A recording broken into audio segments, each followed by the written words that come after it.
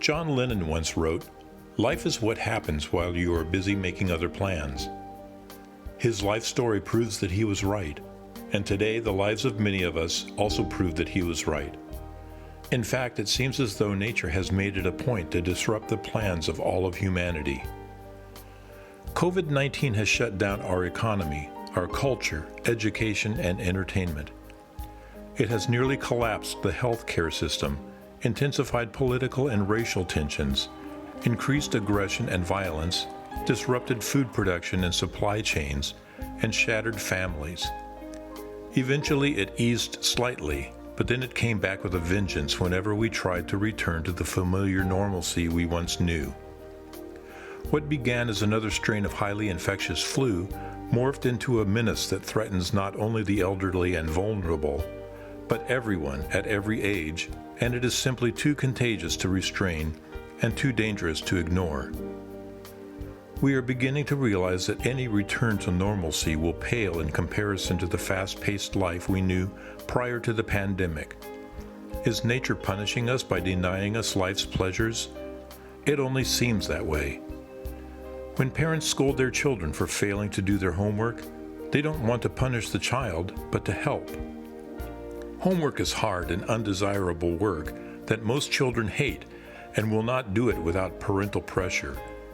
To the parents, this is education. To the children, it feels like punishment.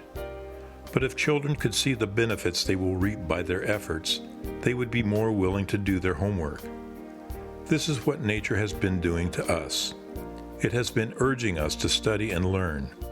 It is not punishing us, but in its own way, it is teaching us the basic facts of life, that everything thrives only when it is synchronized with its environment.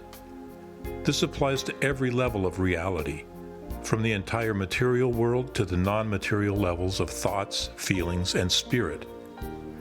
Everything operates as part of a system, and this system provides absolutely everything that each element within it needs.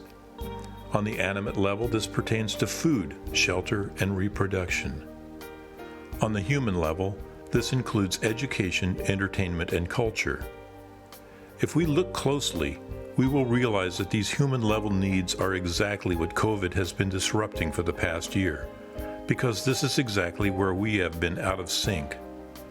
Now nature has stopped us and allowed us to see what we did wrong, so that we can make the proper adjustments in order to find lasting, sustainable, and more profound satisfaction. Indeed, we have been moving in the wrong direction, looking inwards into our own bodies, wondering why our lives were being so drastically disrupted. Every plan we had made was intended to please only ourselves.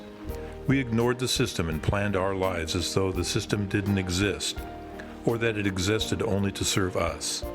But the system is our parent. We are part of it. It nourishes us, and we depend on it for everything. If we ignore it, we invariably damage ourselves. It is therefore no wonder that life, the system, happens while we make other plans for ourselves. While we are busy making plans for our own selfish happiness, life is busy planning everyone's happiness. If we want to plan a good future for ourselves, we must first recognize the integral and interconnected system we are in, the system called life. If we learn how to connect positively with our environment, particularly our social environment, then the environment will benefit us more than we can benefit ourselves. All we need to do is work within the system, and the system will work in our favor. Nature is trying to teach us that life has a plan and a clear direction for us.